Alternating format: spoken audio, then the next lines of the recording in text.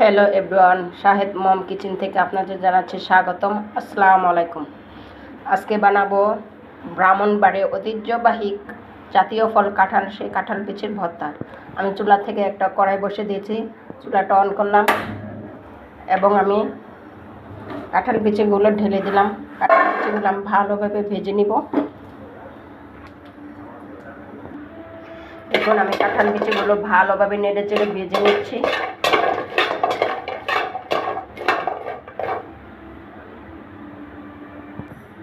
দেখুন আমার কাঁঠাল বিচিগুলো ভালোভাবে ভাজা হয়ে গেছে।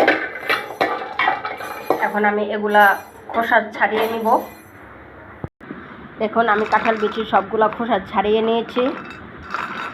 এখন এগুলো ভালো করে ধুয়ে পরিষ্কার করে পাটা পুতার সাথে ঘষাঘষি করে কাঁঠাল বিচির ভর্তাটা আমি বানিয়ে নিব।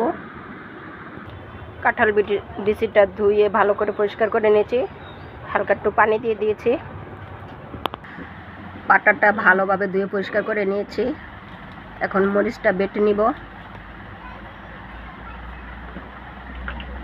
মরিচ আর লবণ একসাথে বেটে নিব। মরিচটা বাটা শেষ। এখন আমি কাঁঠাল বিচিগুলা বেটে নিব।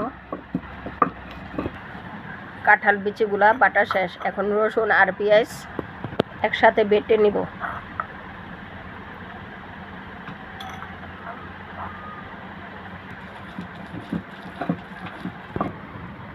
পেঁয়াজ আর রসুন বাটা শেষ। এখন ভালোভাবে ভর্তার সাথে মিশিয়ে নিব।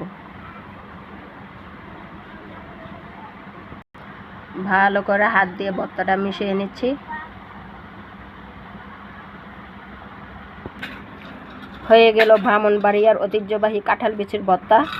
দেখুন আমার ভর্তাটা কত সুন্দর হয়েছে। ভিডিওটা ভালো লাগে সাবস্ক্রাইব করে দিবেন, লাইক কমেন্ট এবং শেয়ার করে দিবেন। আজকে এ পর্যন্ত। আল্লাহ হাফেজ।